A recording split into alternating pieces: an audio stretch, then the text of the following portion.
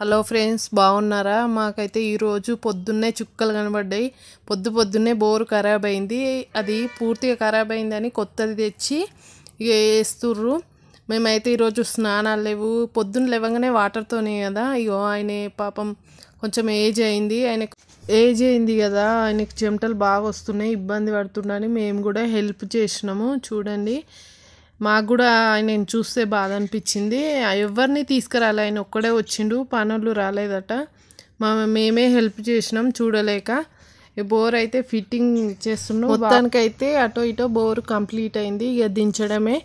మా ఆయన అయితే డ్యూటీకి వెళ్ళిండు. ఇక కింద అన్న కూడా లేడు. ఇక మేమే ఇద్దరం, అక్క నేను, జారిపోకుండా టైట్ అక్కని తీసుకొచ్చినాము దించడానికి. మనం టైట్ దించే అది జారిపోతుంది.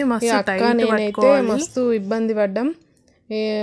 పూర్తిగా అయితే సక్సెస్ఫుల్గా బోర్ని మొత్తం కంప్లీట్ చేసేసినాం.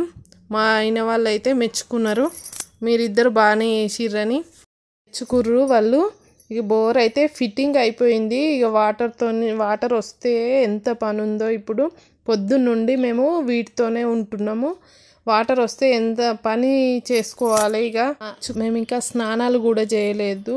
ఇప్పుడు ఇక వాటర్ వస్తే కొత్త బోర్ వాటర్తోని నీట్గా మంచిగా స్నానాలు చేస్తాం. మా అక్క అయితే కొత్త బోరు కదా, కొబ్బరికాయ కొడుతుంది, ఊదిబస్సులు పెట్టి మొక్కుతుంది మంచిగా బోరు ఎప్పటికీ ఇట్లే పోయాలని, మళ్ళీ ఖరాబ్ కావద్దని. ఇప్పుడైతే పూజ చేస్తుంది.